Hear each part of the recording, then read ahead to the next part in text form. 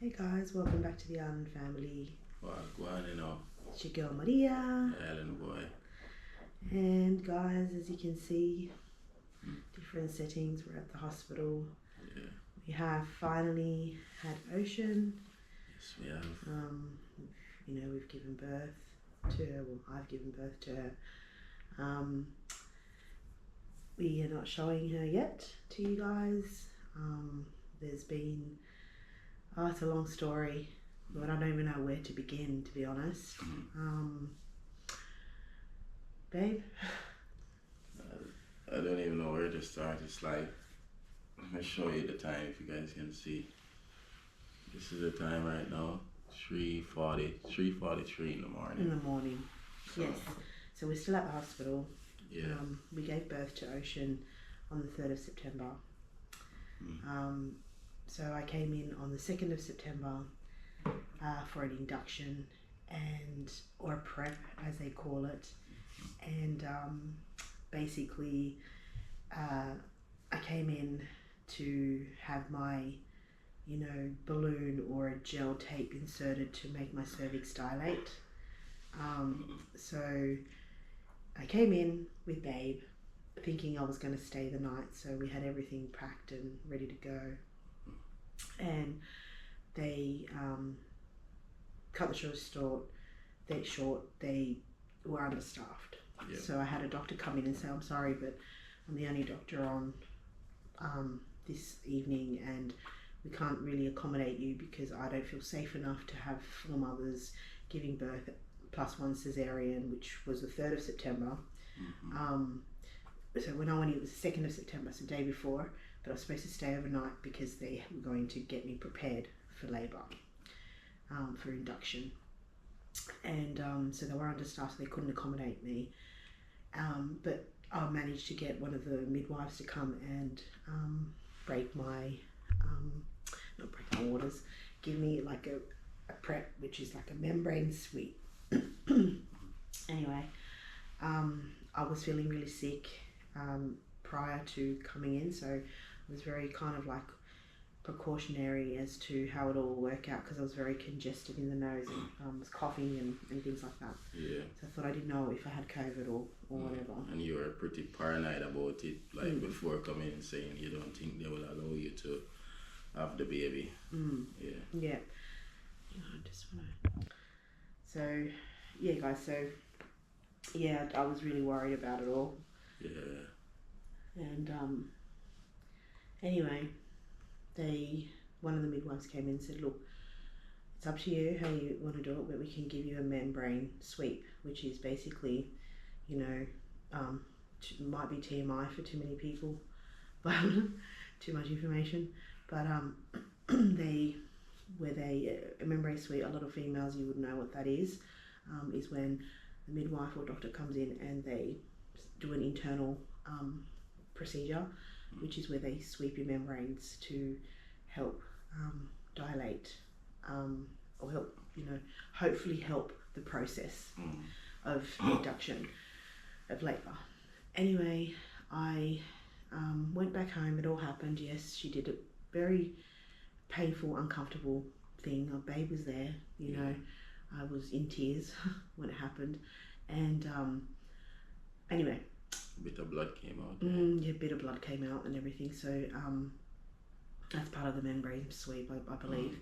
Not everyone gets that kind of, but things were coming along, basically. Yeah. Okay, come the 3rd of September now, the midwife said to me, make sure you give us a call tomorrow and we'll schedule you in for maybe Thursday or Friday, which would have been like today, which is the 5th, I believe. Yeah, today's the 5th. The 5th. And anyway, didn't have to do that, because when I got home, I was getting crampy. I was feeling like, oh yeah, this might come along spontaneously, because with Ireland I had to be induced. Anyway, it's just bear with me. It's a long story. So then I was feeling crampy, and I was at home. And Babe had already had time off work. He was already on his leave. Yeah. and because we were prepared to come in for the 3rd because that's what they had said Yeah. to give birth Prepare for that. for that particular day. Anyways, my waters broke. I was sitting on the chair at home and I stood up. I'm like, oh, I really need to go to the toilet. And then I go to the toilet and I find that my water just broke and gushed out. Yeah. But I didn't feel any pain at that time. I wasn't in contractions. As you'll see the video, the next few videos, Yeah, the videos will come out, but for now it's just like, we're just talking Yeah. about the whole process of what happened to us and, Yeah. and stuff.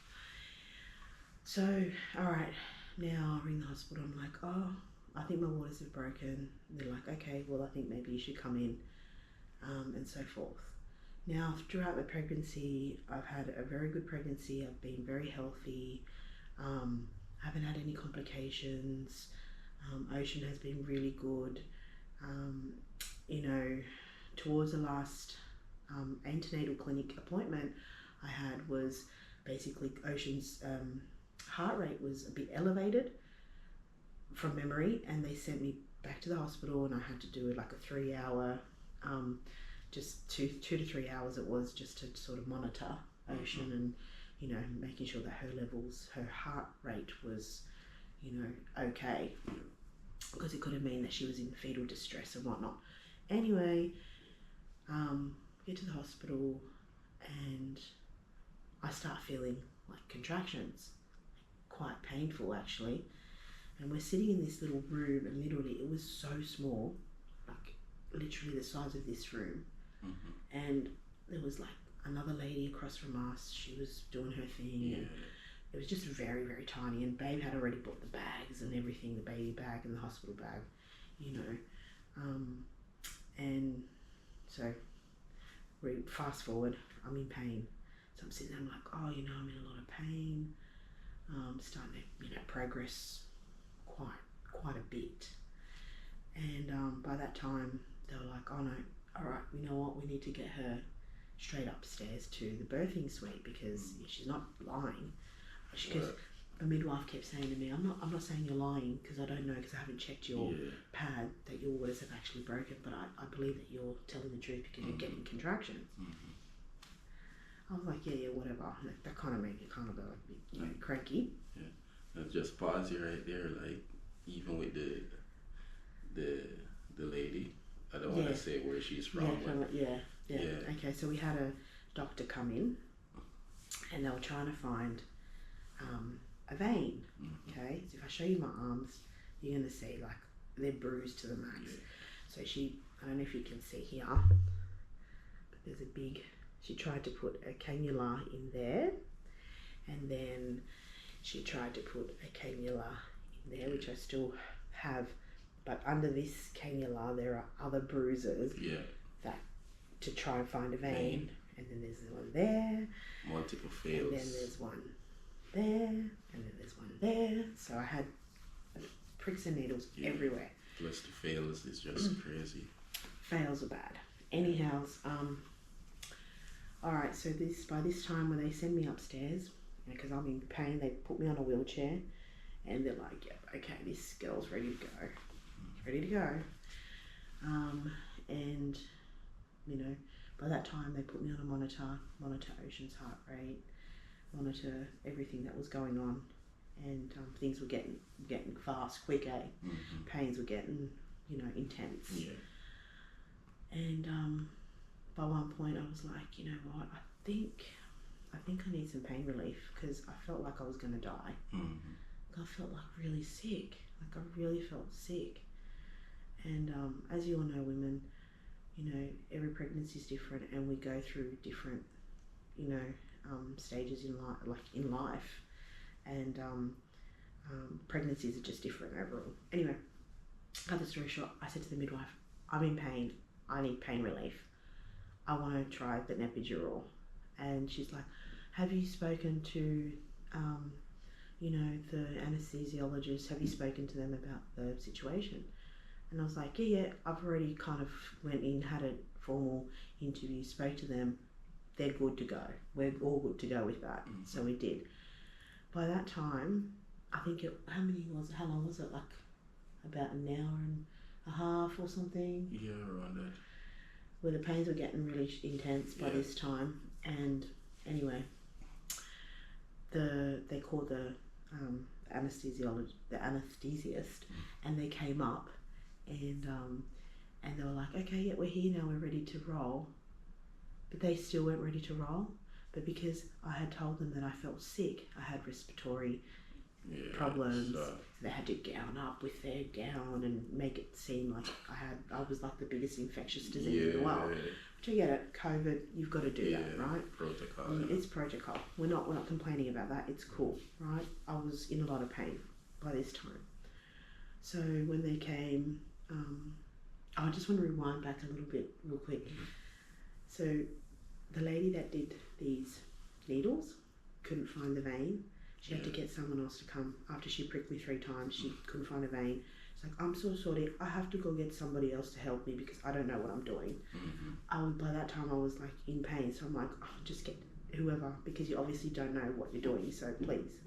Anyway, another doctor was waiting for me upstairs. He came in like within 10 minutes. He came in and he was like, okay, Maria, we're going to put this cannula in because we need to start getting things flowing. Because I had to take like a set of antibiotics through drip and all this sort of stuff. Anyways, this might be a long video for everyone, but I'm sorry, I've got to tell you guys because, I need you to understand where things could have gone wrong and things that did go wrong. And, okay, so by this time the anesthesiologist come up and she was like gowning up. She's like, oh, I'm just gowning up, I'm coming to do the procedure, da-da-da-da-da. Just gonna get some water. And then, babe, you want to talk? No, you're doing fine, babe. Just tell them. By that time, I was in a lot of pain. Oh, I'm emotional.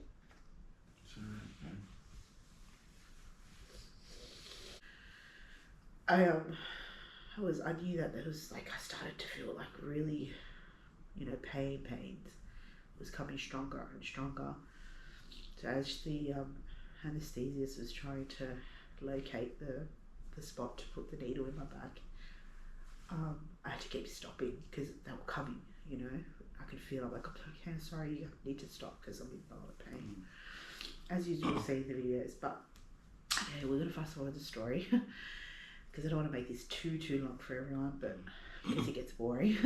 Not boring, but it's our story to tell.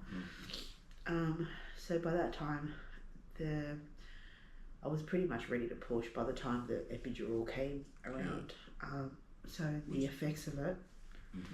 Yeah, which is, for the people that don't understand, it's a long needle in your back, and I can imagine just the pain. So you've got to literally sit still. Yeah, and I was there in front of you, like kind of bracing. Yeah, you've got to sit still because if you don't sit still, it Because it's between the spine, right? Yeah. Right. Yeah, it's in between your spine, and basically, it's not a good. It's definitely not a good thing to be having when you're literally having contractions every like 2 minutes or 3 minutes apart or whatever it was at that time. I think it was 5 minutes apart. Yeah. So by that time I was literally ready to give birth because I could feel pressure. And anyway, the nurses, like the midwives, they knew, oh yeah, baby's ready to come, like we better do this quick. But the anaesthesiast, she didn't want to keep putting more into once they've set me up and had me hooked on, they didn't want to keep adding more medication in there because they didn't want to make me fully numb, because if I'm fully numb and I'm ready, just about to give birth, I wouldn't be able to feel anything, like I'd be just numb. So they didn't want to give me too much because it could really affect me trying to push out the baby. So anyways, I felt the whole 9, the whole procedure, the whole ring of fire, the whole pressure thing. I felt everything. Remember, Ocean was supposed to be a big baby, which she was. Yeah, that's why they induced you in the first place, because of because it was a high risk pregnancy because she had been a big baby, and obviously there was a lot of factors to it,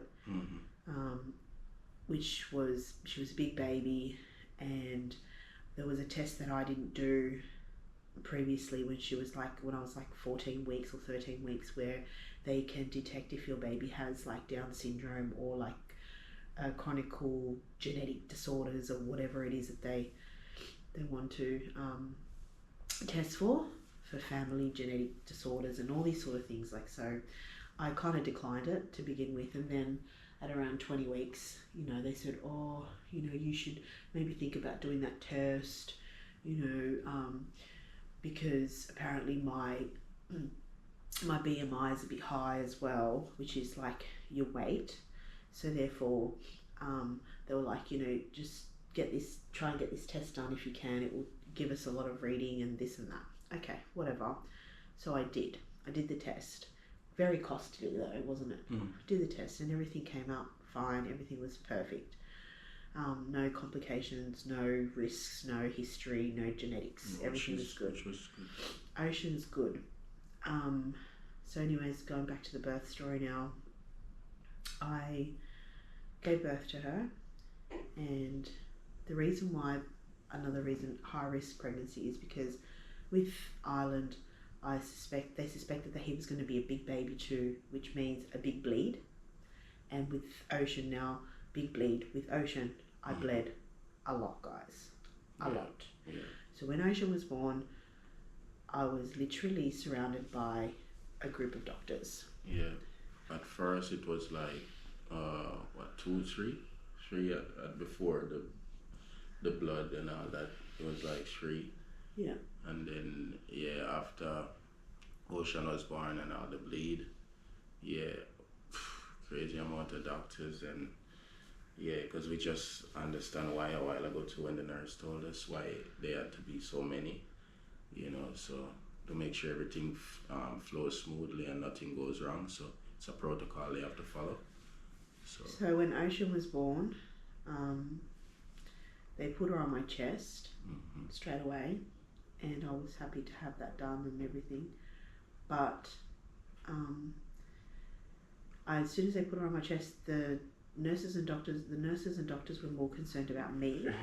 They weren't really concerned about Ocean. They were more like, oh my gosh, we've got, Maria, she's bleeding, As soon as the placenta came out, like, they were like really hands-on with me because blood was just gushing everywhere. And after they gave you Ocean, then they then gave Ocean to me, put her on my chest, which as you said, they should have attended to her and do the necessary checks, that follows. Yeah, they didn't really attend to Ocean. They were more worried about my bleeding, and this is where the emotional part comes in. I don't blame anybody. The medical staff were awesome. Like, to be honest, everyone was great. Everything was perfect up until I had Ocean on me, and there's a clip that Babe recorded, and Ocean was like kind of gasping for air. Like you have a hiccup kind of thing. Her respiratory system was just like fighting, like pushing, working harder than it should. Yeah. And I kept like poking her. I'm like, Ocean, like. Anyway, so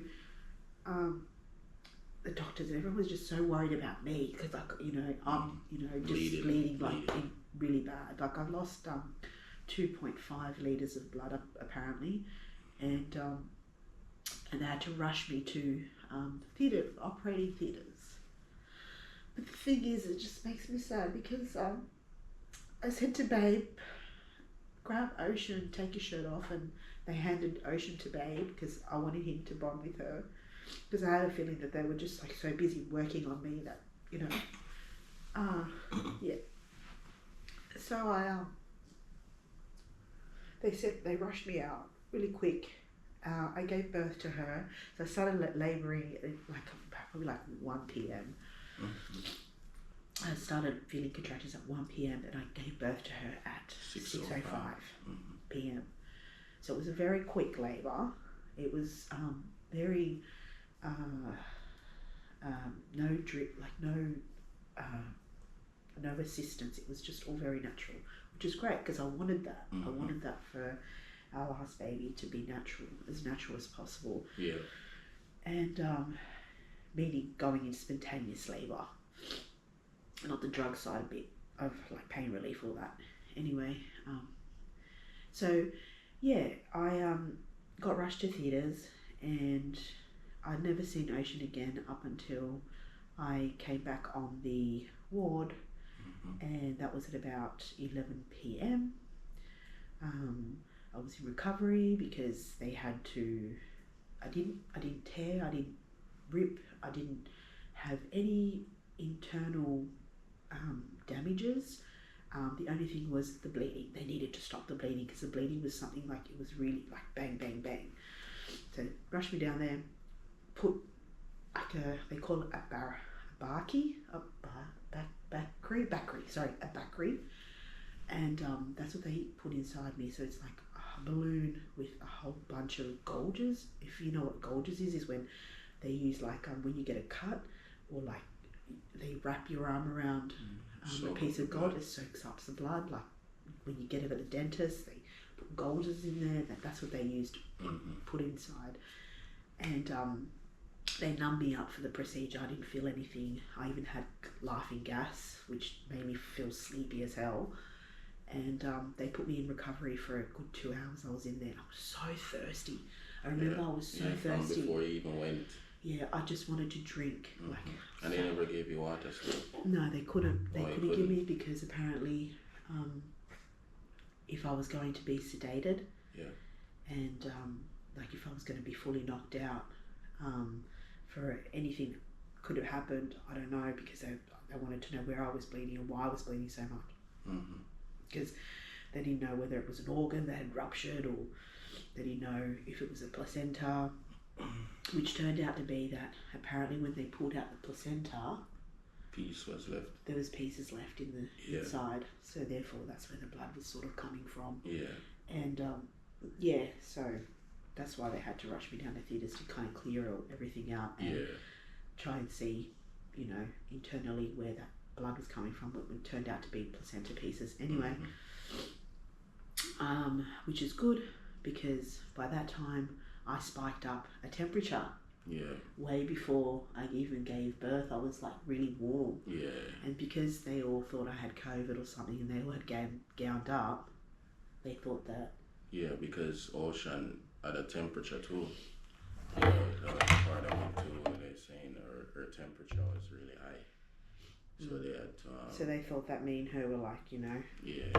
COVID positive or whatever. Lower. But I had they did all the tests and that. And all the tests came back positive, but everyone was gowned up. Even the doctors in theatres were all gowned up because they didn't know what was going on, which is fine, protocol, right? But when I came out of recovery, I was so thirsty. I drank 2 bottles of water, 2 bottles of apple juice, ice. I drank ice, and they offered me food. I didn't want to eat. I just wanted like custards and jellies and things like just refreshing things. I was just so thirsty, like so dehydrated. So that was that. Anyways, I came up to the ward and Ocean was nowhere to be seen. But before let me track back a little bit. Yeah, go ahead. Can always go back. It's when I left the room, before I went to operating theatres, they had already taken Ocean out off Babe's hands.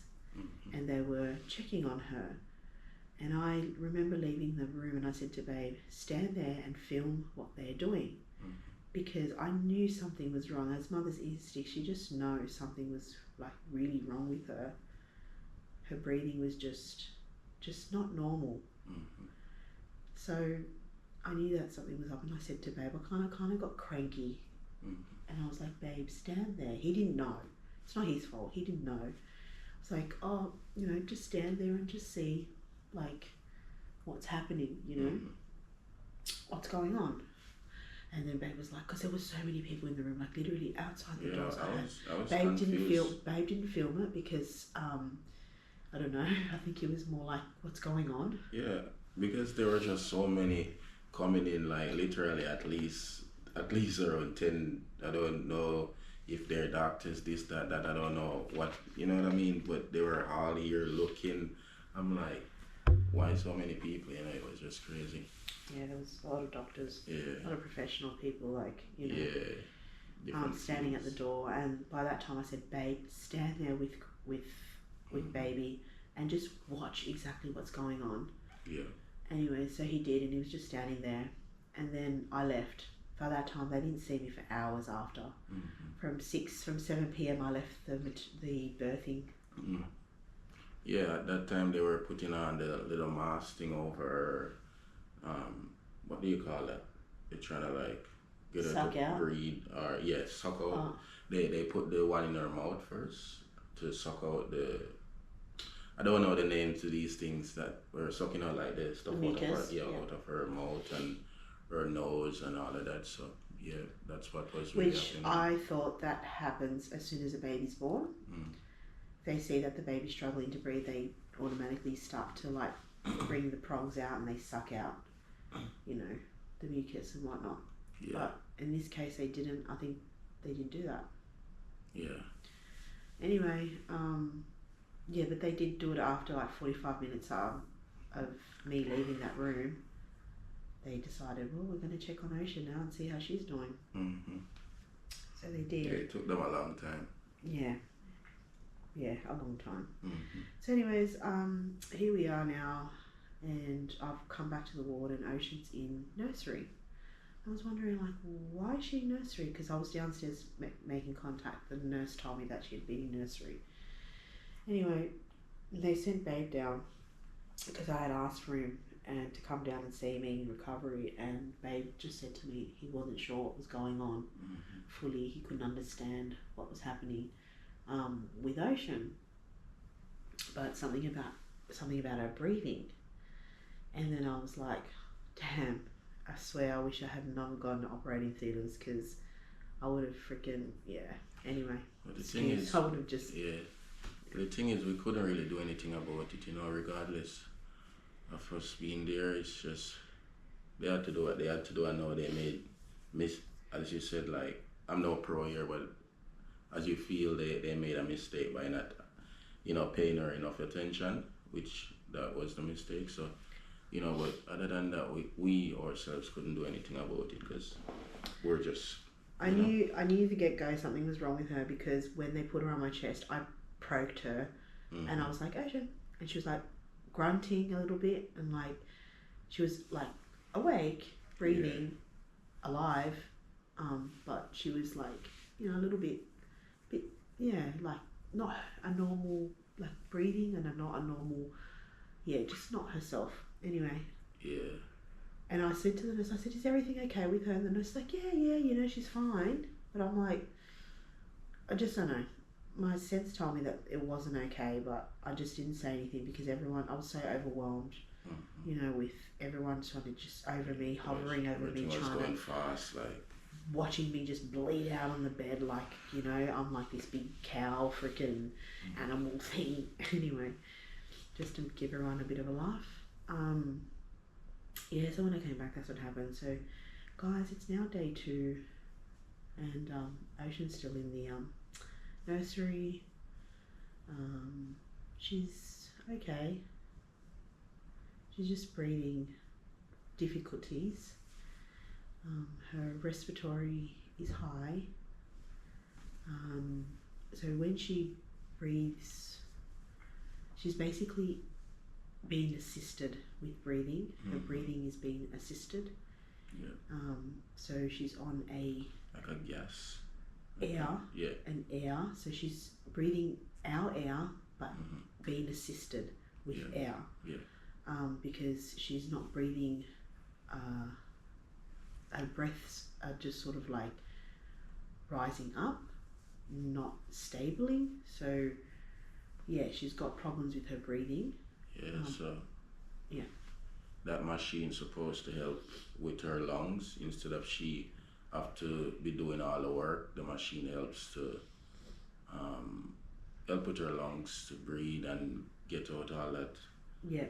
So they done. mucus So they stuff. did. So they did a chest X-ray, like a lungs X-ray, and they found that her lungs are a bit wet, and it's just basically a build-up of fluid or mucus, Yeah. as they'd say, which is what I noticed when she was on my chest. She was trying to bring up stuff, and therefore that's why I say I believe that they should have attended to her, because she had mucus trying to bring it out, and she was trying to cough it out, but because they prolonged the situation because of me, they didn't do that. So therefore, I feel like there was like a little too much of a long length. But prove me if I'm wrong. For all the doctors and nurses that want to watch this video and comment, please do enlighten me. I'm not a professional myself. He's not a professional. Yeah. We're only human. People make mistakes, human error. We're not blaming anyone. The medical staff were perfect regardless of the situation. But at this present time, Ocean's not with us. Yeah. She's in the nursery, which you'll see. Baby, you haven't filmed in there, have you? Yeah, we've done videos in there, but everything is on the camera at the moment. Some of the footage I brought back home, so yeah. From nursery? From the nursery. Yeah. Yeah. Film footage there. Okay, cool. And so we've got her they've got her in a little incubator at the moment with she's on a C, it's called a bubble CPAP, which is just a machine with a bit of water in there, and that helps break down the mucus and the fluid that's going around, that she's trying to like bring up herself and help her breathe better and stabilize her respiratory rests, so like the up and down, the breathing part of things, to sort of stabilize her. Other than that, how are we feeling? Not the best, I was really hoping and thinking that gonna hold our baby, and go home within maybe a day or two, and but it seemed like it's taking longer than that, so I don't even know. I'm not like, the excitement was like seeing Ocean being born, but with all of these complications and all of that, it's like, it's not really an exciting moment. Exciting. No. Yeah, and I mean, it's my first time experiencing the birth, being there and things like that. So, it's supposed to be a joyful moment, and to see her in that condition, just hooked up, all of this, it's not good. No good at all.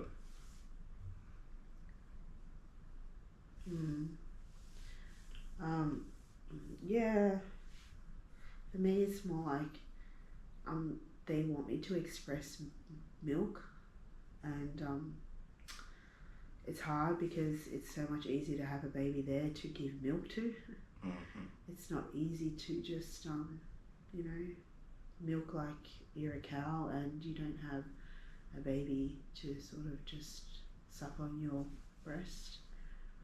Breastfeeding, let's normalize it, let's not discriminate. And that's the hard part for me, because generally, like, I'm so used to just grab a baby, stick her on the breast, and off you go, So yes, it's been difficult for me in that regard as a mother. And yesterday I was able, before they put her on the bubbles, I was able to hold her and give her a cuddle and try and breastfeed her. And she's got like a tube in her throat, and that's just basically fluids, that they feed her fluids. And it's not easy, they put a dummy, like a pacifier in her mouth, so that she can kind of feel like she's like sucking on something, but it's not reality, if you know what I mean. It's not mum. So yeah, Of course I feel a type of way. Yeah, I do. It's hard for me to share this story with you guys because so many people watch us, and I'm not one to sort of expose or tell people our story, or just be, doing it for views. Because it's not about views, it's a true life story that we're going through. So that's it. Anywho's, it's not an easy situation when a parent goes through this. I think everybody, excuse me, I'm just getting a tissue. I think it's not a situation when parents go through this at all, because I look horrible. I'm tired. I haven't slept very well. I had a 24 hours. I was every hour after I went through to theatres, the operating theatres and whatnot. I had a nurse come in every hour to do my obs, give me medication, make sure that I was okay. I was bedridden for hours actually. I couldn't move. I was in bed.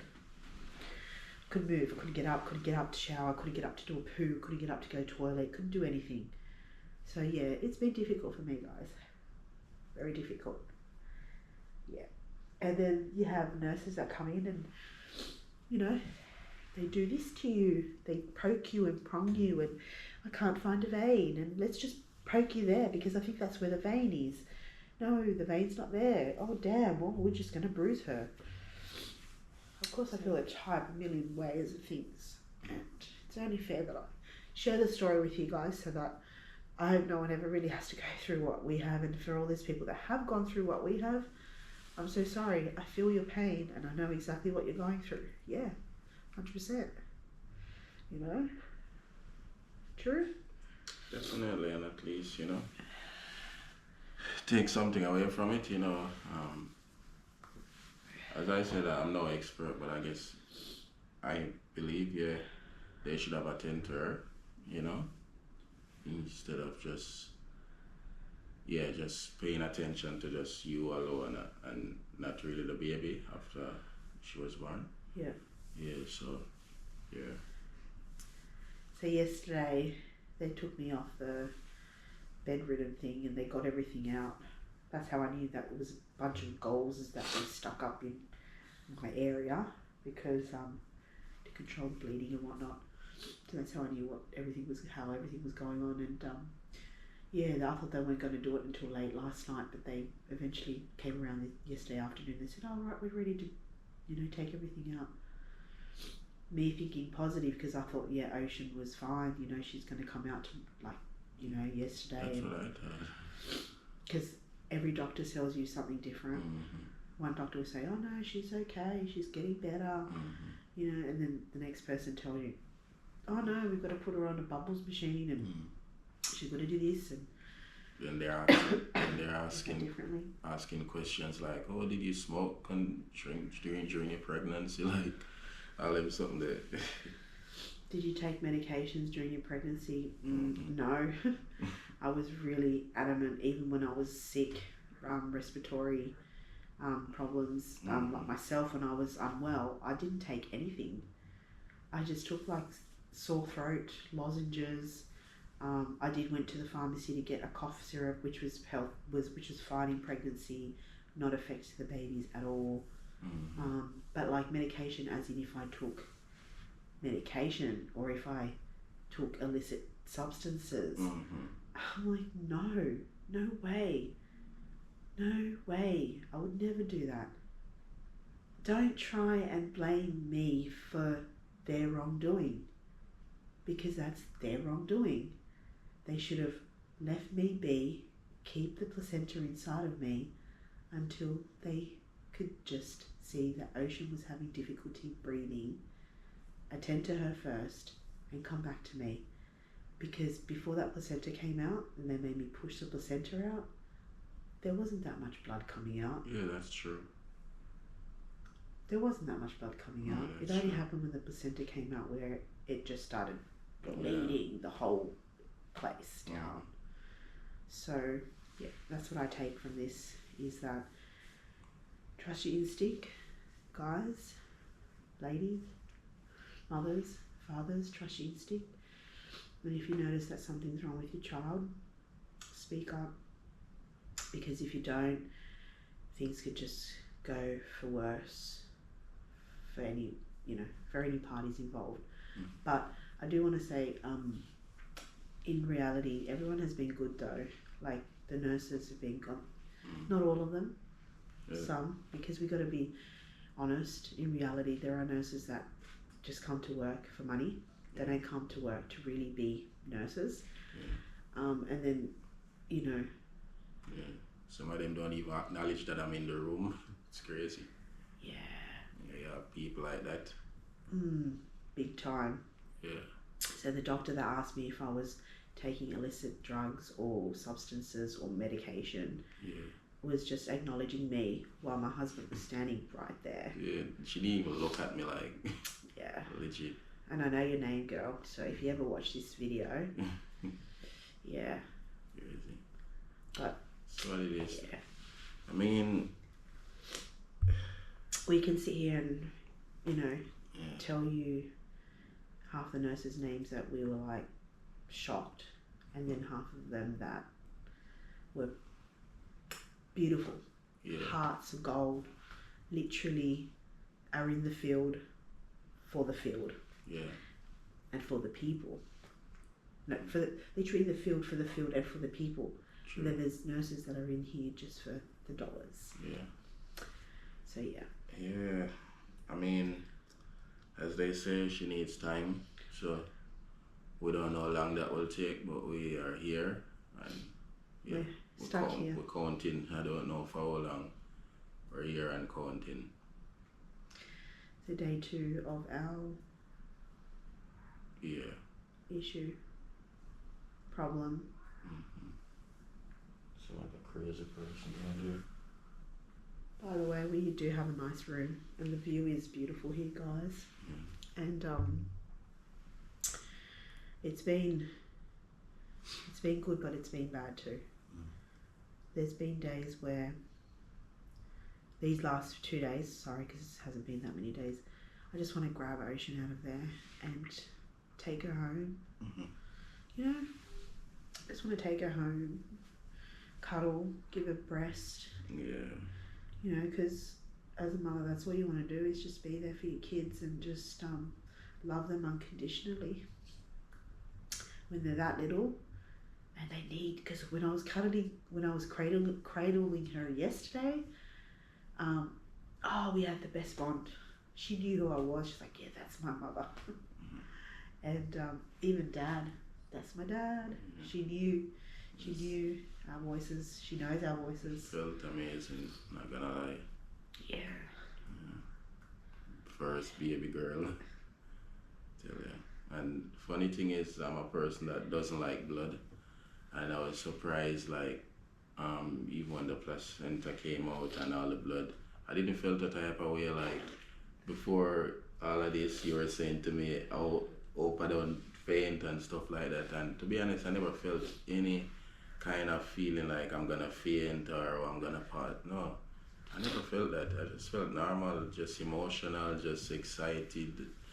All of that emotion flowing at once, but not like I'm gonna fall down. So yeah, I mean, it started off really good, but yeah, things took a turn, But yeah, we hope for the best, and we hope it won't be serious, or anything worse. So yeah, but she gonna be good. She will be good. Yeah. It's just needing a little bit of help with her breathing. That's all. Her lungs, Just her breathing is what's stopping her from being away from us. Yeah. But other than that, I'll leave you with that, guys. Yeah. Remember, trust your instincts. To all the mothers and fathers out there. and speak up, advocate for yourself, because if you don't advocate for yourself, no one will ever do it for you. Okay, that's the lesson learned in this video. Also, don't let people think that you're a dunce, okay, and that you're stupid and that you don't know anything, because the amount of times I felt that, you know, you need to continue to express milk every 3 hours if you want to, you know, breastfeed your baby.